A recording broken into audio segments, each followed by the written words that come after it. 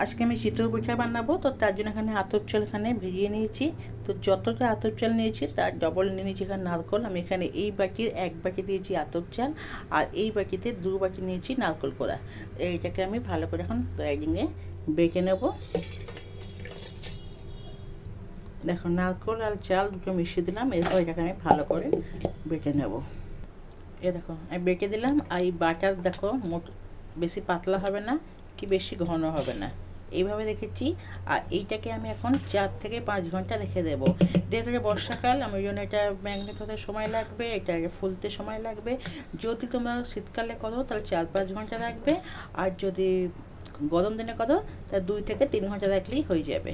তো আমি এখানে, আর তাড়াতাড়ি করতে হলে 5 মিনিটের মধ্যে, তাহলে একটু বেকিং সোডা দিতে পারো, বেকিং সোডা কিংবা ইনো দিলেও চলবে। তো চলো এটাকে আমি 2 ঘন্টা 3 ঘন্টার জন্য আমি চাপা দিয়ে রেখে দিই ফোলার জন্য। দেখো 2 ঘন্টা পর এলাম, এটা ভালো করে ফুলে গেছে। এরপর এতে আমি দিয়ে দেবো লবণ। দেখো পরিমাণ মতন দিয়ে দিলাম এতে লবণ। এরপর এটাকে ভালো করে মিশিয়ে নেবো। আর এখানে একটা বাটিতে দেখো জল নিয়ে নিয়েছি, আর এখন সাদা কাপড় একটা নিয়েছি, দেখো জলে ভিজিয়ে দেবো। এরপর এখানে কড়াইটা খালি কড়াইটা গরম করে নিচ্ছি। এরপর অল্প একটু দেখো তেল এরকম ব্রাশ করে নেবো, অল্প সামান্য তেল ব্রাশ করে। কড়াইটা যেন হাই হিট হয়, দেখো ওটা লক্ষ্য রাখতে হবে। আর একটু জলের ছিটা দিতে হবে। জলটা ভালো করে টেনে গেলে তারপরে এই যে ব্যাটারটা আছে, এই ব্যাটার থেকে 1 ব্যাটার করে দেবো।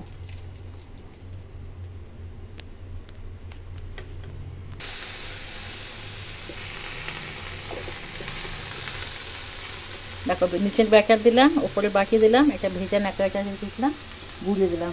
এরপর চারিদিকে একটু চামচি করে জল দিয়ে দেবো। এবার গ্যাসের ফ্লেমটাকে মিডিয়াম করে দিলাম। এবার 5 মিনিট এটাকে আমি হতে দেবো। দেখো 5 মিনিট পরে একবার খুলে দেখছি।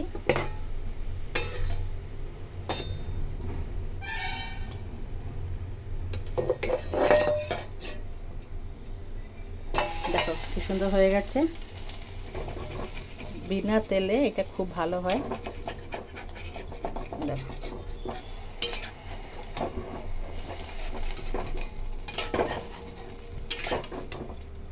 কতটা নরম হয়েছে, দেখো বিনা তেলে খুব সুন্দর লাগে খেতে। দেখো ফেটেই গেছে মাঝখানটা, এত জালিদার হয়েছে। তো তোমরা কে কী বানাও এভাবে, আমি সবকটা বানিয়ে দেবো। তোমরা কে কে বানাও অবশ্যই কমেন্ট করে জানিও। দেখো কত ফুলে যায়, দেখো জালি জালি হয়েছে। দেখো তো চলো ভিডিওটা এই অবধি ছিল, এটা আমরা দুধ দিয়ে খাবো এখন। তোমরা কমেন্ট করলে অবশ্যই জানিও কে কে আমার মতন বানাও।